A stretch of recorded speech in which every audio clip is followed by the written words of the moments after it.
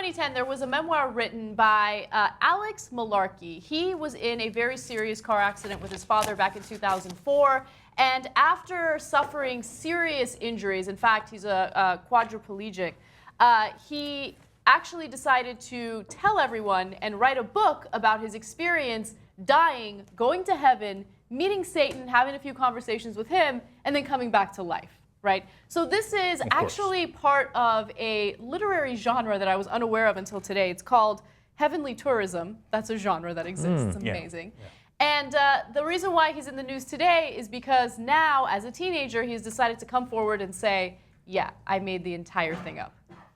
Can I say it now? Of course! Of course he made it up. Isn't that amazing that people, okay, like if it was just this one kid, you might say like, oh my God, it's an amazing story. People who want to believe will believe. But there's a whole genre of people who are visiting heaven on a regular basis. They're doing tourism. They're like they're taking a cruise with a buffet in heaven, you know, and unlimited shrimp.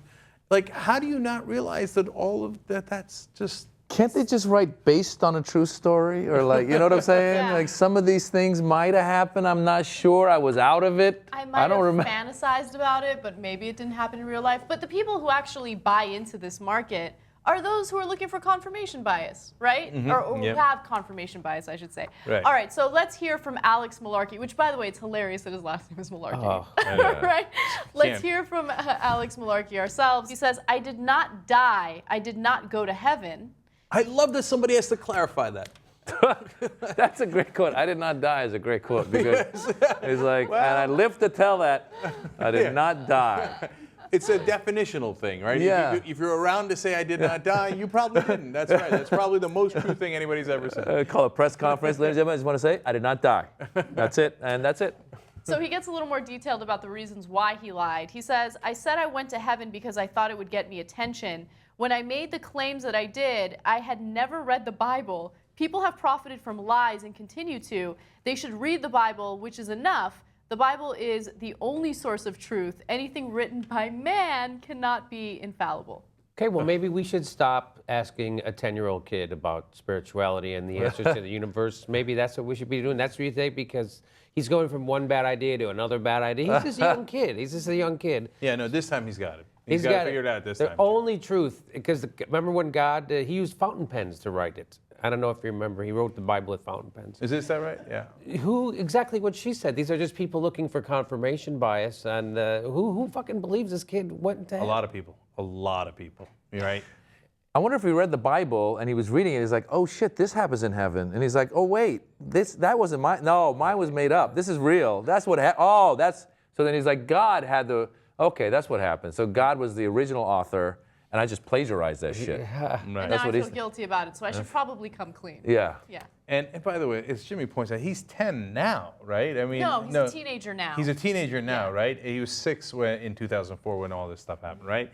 And so it's not like the teenager's got to figure it out either. And I guarantee you, he didn't read the whole Bible either. Yeah. Because if he had read the whole Bible, he'd be like, wait, I can't eat shrimp? You sure?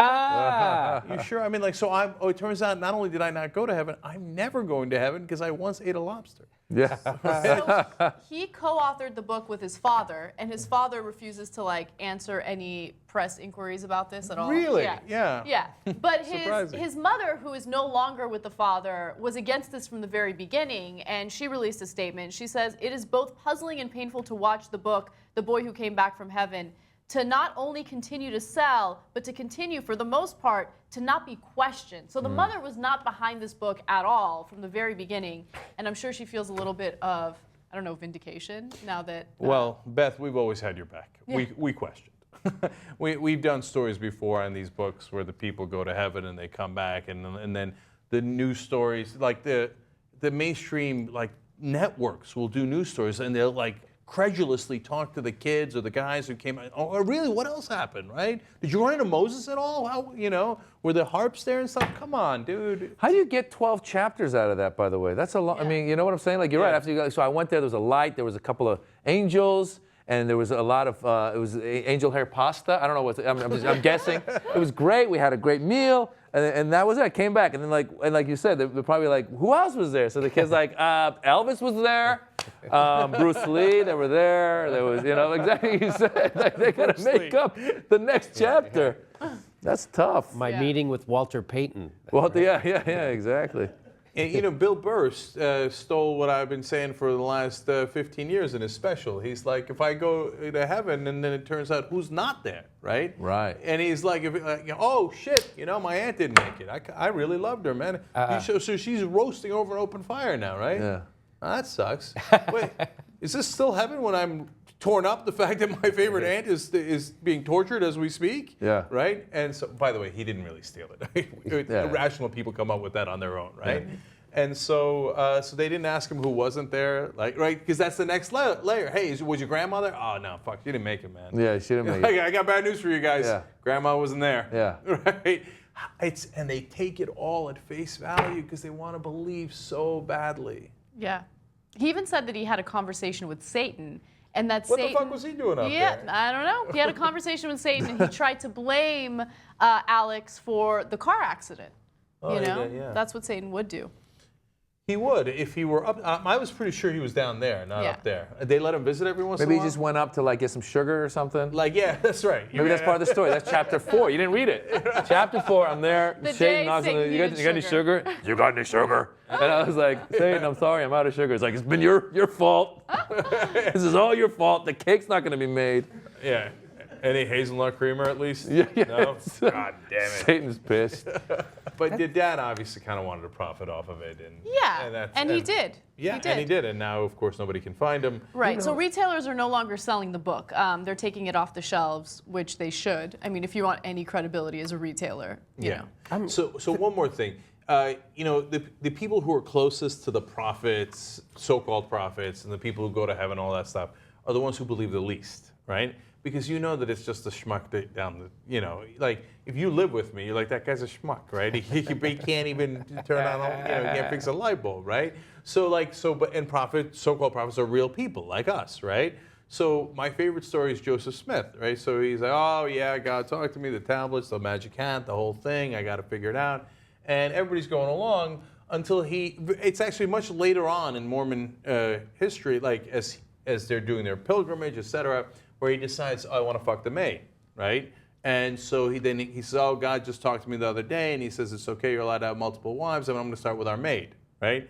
The person who believed that the least was his wife.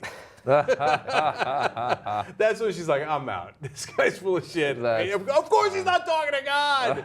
Okay, this son of a bitch, he turns out he's been eyeing the maid the whole time. He's like, God said, wait, God's talking, God said bitches and hoes. Bitches and hoes.